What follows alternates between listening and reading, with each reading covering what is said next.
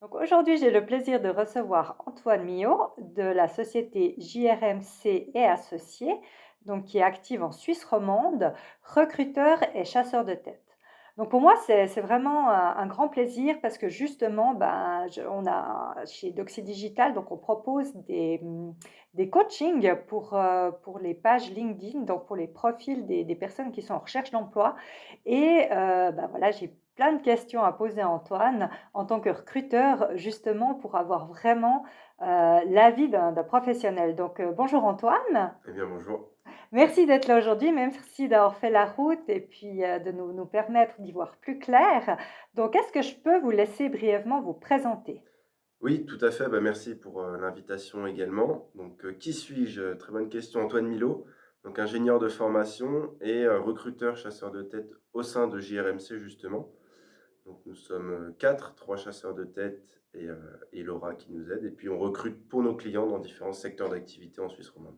Super, merci beaucoup.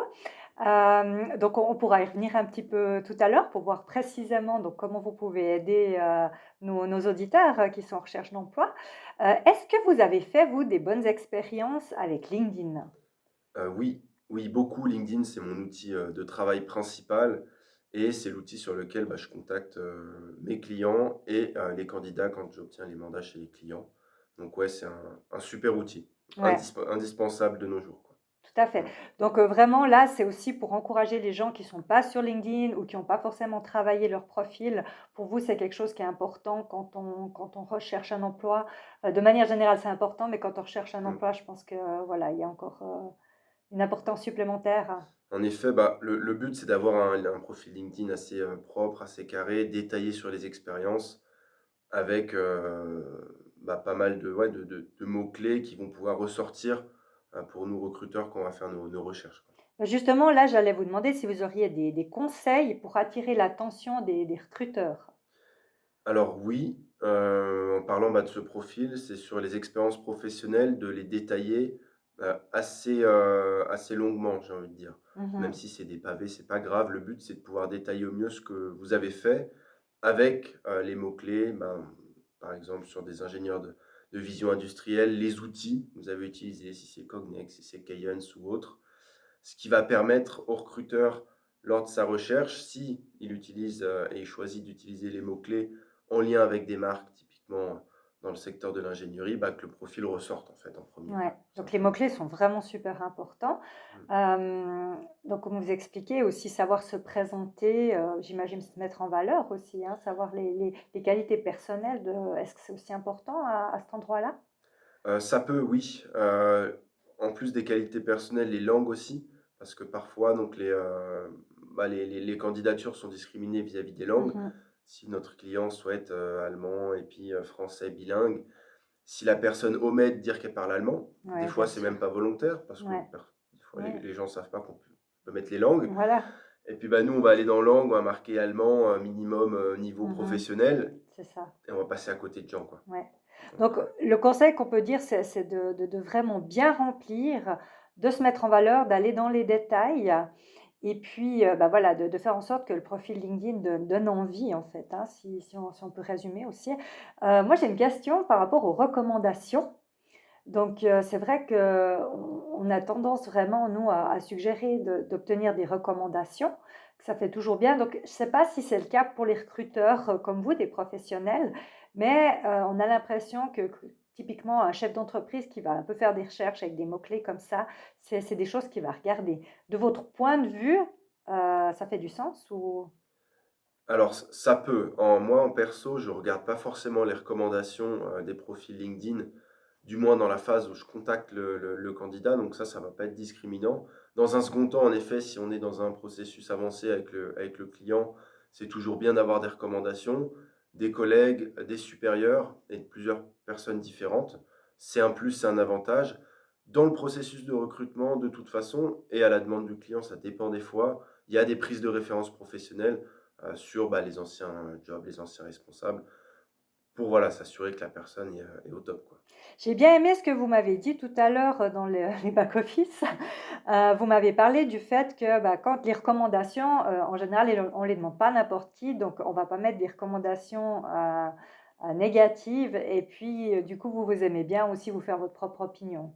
Exactement, c'est vrai que les recommandations, ça peut être enjolivé parfois. On va demander aux collègues avec qui on s'entend bien parce qu'on a fait du tennis tous les midis avec lui pendant 4 ans et Ah, ça pourrait me concerner ça. ce sera peut-être pas représentatif vraiment. Donc Mmh. moi, je rencontre les personnes, ça c'est Oui, vraiment le voilà. numéro un. Alors, visio ou physique, physique le Mmh. mieux et ensuite, comme dit dans le processus de recrutement, on prend des recommandations, des références professionnelles. De nouveau, ça peut aussi être, choisi. Mmh. Bah, voilà, vous pouvez me donner une référence professionnelle ou 2 dans cette société et puis il va bien les choisir aussi, ce qui est Oui, normal, bien voilà. sûr, hein, ouais, Mais, en effet, des fois, ça peut être un petit peu biaisé, quoi. voilà, Ouais. ouais, je comprends. Puis qu'est-ce que vous pensez, vous, du badge Open to Work? C'est ce badge vert qu'on peut Ouais. mettre, hein, pour informer qu'on est à la recherche d'emploi. Ça sert ou ça dessert? C'est une bonne question et il y a, disons, pas de réponse universelle. C'est vrai que dans un premier temps, c'est utile pour dire au réseau professionnel: «Voilà, bah, je cherche une nouvelle opportunité», avec peut-être un descriptif de ce qu'on recherche, où, quand, comment.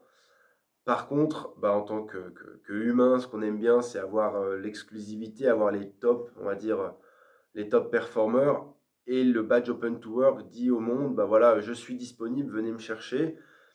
Or, bah, si tout le monde peut avoir accès à cette personne, qu'est-ce que ça dit sur la valeur de la personne? Voilà. Les chasseurs. Donc ça peut être à double tranchant. Oui, Voilà, ouais. ouais, d'accord. Donc il y a 2 fonctions sur LinkedIn. Donc il y a le fait de pouvoir mettre ce badge Open to Work qui est visible, par tout le monde. Public, ouais. Voilà et puis il y a aussi la possibilité simplement d'activer le fait que vous êtes en recherche d'emploi, que vous souhaitez être informé, enfin vous êtes ouvert aux opportunités. Puis là, c'est pas forcément visible par tout le monde. Je crois que c'est seulement visible par les personnes, enfin vous pourrez peut-être confirmer, qui ont fait justement cet abonnement LinkedIn, Premium Recruteur. Oui, tout à fait. Donc, moi, ayant ce LinkedIn recruteur, je vois, il y a un petit onglet quand on va faire notre recherche candidat, ouvert à de nouvelles opportunités, Ouais. avec différents niveaux de détails. Je suis au début de ma recherche, je postule activement, et Mmh. ça donne une indication aussi au recruteur. Ah, cette personne cherche, bah, ça peut être le bon moment de le contacter. Mmh. Donc ça, ouais. Donc vous, avec LinkedIn Recruteur, donc vous voyez les personnes open to work, qui ont mis le badge, celles qui n'ont pas mis le badge et Mhm. puis vous pouvez aussi faire des recherches justement, avec des mots-clés, c'est ça? Tout à fait. De personnes qui pourraient, correspondre, bon, on n'a pas forcément besoin d'avoir l'abonnement recruteur, je pense, pour faire des recherches avec les mots-clés, mais j'imagine qu'il y a une aisance quand même, c'est plus facile avec cette fonction-là. Ouais, LinkedIn Recruiter est destiné à ça, c'est-à-dire qu'on a Ouais. une page, bah, recherche et puis on Mmh. va pouvoir, rechercher avec des mots-clés, avec des dates, Mmh. date d'obtention de diplôme, avec des langues et ça va vraiment nous faire ressortir les profils, Mmh. les plus ciblés en Mmh. lien avec ce qu'on a mis. Mmh. Pareil sur la localisation, donc ça peut être un Mmh. atout aussi, pour les personnes, de bien mettre la ville où ils sont, Oui, où ils veulent aller ouais. et de pouvoir ressortir. Typiquement, si je mets Fribourg plus 40 Mmh. kilomètres, et ben, j'aurai toutes les personnes Fribourg plus 40 kilomètres avec les mots-clés que j'ai mis. Mmh. Donc ça, c'est un outil très puissant et ce qui nous permet, nous recruteurs, bah, de faire notre job au mieux. Après, bien sûr, on a notre réseau Bien sûr. avec, bah, les candidats qu'on a déjà Oui, rencontrés. oui. Mais c'est vrai que pour des nouvelles recherches ou des nouvelles zones Oui, géographiques, toujours bah, étendre, c'est hein, hyper effectivement. important d'avoir ce LinkedIn recruteur. J'ai une question qui me vient spontanément, je suis désolée, on ne l'a pas préparée. Est-ce que vous remarquez certains domaines actuellement dans lesquels il y a plus de demandes? Oui, ouais. Ouais, Très concrètement, oui. Dans le domaine où je suis, l'ingénierie, il y a un secteur qui est vraiment en tension, c'est tout ce qui est l'automation industrielle. OK. Donc les automates industriels, on peut parler d'automates, typiquement Siemens, Rockwell ou autres, Mmh. que ce soit sur la partie, PLC et HMI pour les, experts, ils sauront de quoi je parle et ça, c'est un métier très en tension, Mmh. où en fait, il y a une formation très droit, enfin Mmh. droit dedans en Suisse, c'est le CFC, l'école d'ingé Ouais, et ensuite voilà, on attaque le monde du travail à l'automne et il y a une pénurie, ouais. concrètement. Et puis alors, donc là, vous nous parlez du domaine de l'ingénierie parce que vous, déjà, vous êtes ingénieur, hein, Oui. et puis c'est vraiment ce domaine dont vous êtes en charge, mais vous n'êtes pas seul. Est-ce que vous pouvez un petit peu nous dire comment vous pouvez aider les personnes en recherche d'emploi, dans votre société? Yes. Alors, au global, en effet, moi, je fais l'ingénierie, mais il y a Stéphane et Christophe qui, eux, ont d'autres secteurs d'activité. Dans une entreprise industrielle, on couvre à peu près 80% des métiers, donc que ce soit l'ingénierie, que ce soit la partie RH. Stéphane est un ancien RH, donc il a fait le métier, donc c'est ça qui est Ouais, intéressant d'avoir pour été nous. sur le terrain pour vous, bah, comme Exactement. pour vous, hein, Tout finalement. à fait, Ouais. ouais, donc ça aide vraiment beaucoup. Et ensuite, bah, sur les parties aussi, finance, marketing, technico-commerciaux, c'est des domaines sur lesquels on intervient. Donc toutes les personnes en recherche d'emploi dans ces secteurs-là peuvent sans souci nous contacter. Et ensuite, comment on aide les candidats? Ça, c'est aussi très intéressant. Pourquoi? Bah, parce que souvent, les candidats sont très bons techniquement dans leur domaine, que ce soit la vente, que ce soit l'ingénierie ou autre. Par contre, il y a un point où ils ont peut-être du mal, c'est se vendre eux-mêmes. Et Mmh. en entretien, avant tout, c'est, bah, se vendre. Bien sûr. Voilà. C'est comme quand on pitch un produit, on s'auto-pitch quelque part. Ouais, ouais. Et bien souvent, les personnes ont du mal à faire ça. Mmh. Peut-être parce qu'ils sont trop humbles, et Mmh. c'est bien en soi, on n'aime pas le candidat qui dit que c'est le plus beau, le meilleur. Mais on donne aussi beaucoup de conseils. Moi, en chaque entretien d'embauche, bah, entre mon candidat et le client, il y a un brief. C'est-à-dire, je vais pouvoir briefer le candidat Mmh. en lui posant d'abord les questions à lui. Voilà, bah, qu'est-ce que, selon vous, vos points forts et selon vous, quelles sont les zones de vigilance? Oui, Déjà, qu'il soit conscient, lui, de son profil par rapport au poste. C'est excellent. toujours très destiné au poste. Ouais. Et ensuite, le faire réfléchir, bah voilà, ça c'est la zone de vigilance. Comment on va faire durant l'entretien avec le client? Pas pour la cacher, parce que Mmh. ça, c'est une de nos valeurs, c'est l'honnêteté. S'il y a une zone de vigilance, bah voilà, vous avez demandé bilingue anglais, Mmh.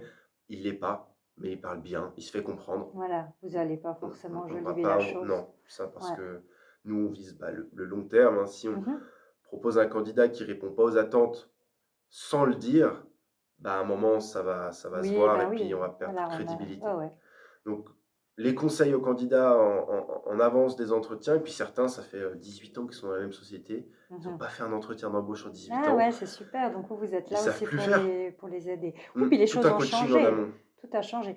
Donc pour résumer déjà, ben, en tout cas, merci pour toute cette plus-value, toute cette valeur que vous nous avez amenée dans cet épisode. Ça donne vraiment envie de collaborer avec vous. On sent que vous Merci. maîtrisez votre métier sur le bout des doigts. Donc si je comprends bien, on peut faire appel à vous donc pour tous les corps de métier presque, en Suisse romande.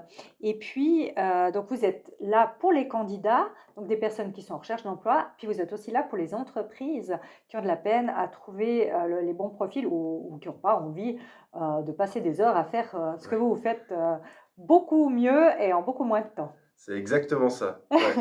Notamment D'accord. sur la partie entreprise, il y a plusieurs choses qui peuvent faire qu'une société fait appel à nous. Mais en effet, bah, pour déléguer tout le processus, parce que bah, ça prend des heures et des heures, ou bien parce qu'ils savent qu'ils vont recruter un métier en tension et que eux, par leurs canaux, ça va être compliqué. Et aussi, la valeur ajoutée que nous, on a, c'est comme je disais, j'ai accès bah, à toute la Suisse romande et plus. Des fois, je vais en France, en Espagne, en Allemagne chercher les personnes. Tandis que quand on poste une offre, bah, ceux qui y répondent sont des gens en recherche active. Ouais. Et moi, j'ai accès via LinkedIn Recruteur à des gens qui ne sont pas en recherche, mais avec un mail, on va se faire la petite Mhm. ampoule là dans la tête. Ah tiens, pourquoi pas? Super. Voilà. Ouais, c'est très intéressant. Je crois qu'on pourrait passer encore des heures. C'est un domaine vraiment bah voilà, qui est super important aussi hein, dans la vie professionnelle. Donc en tout cas, moi je vais mettre les références d'Antoine donc, dans la description de l'épisode et puis je vous remercie, bah, énormément d'avoir pris ce temps Antoine pour nous donner, bah, justement la vision du côté du recruteur, du chasseur de tête et puis, bah, voilà donc, je pense que vous aurez certainement quelques appels qui viennent, suite à ça. Je l'espère en tout cas. Eh ben, merci pour l'invitation, c'était top et avec plaisir.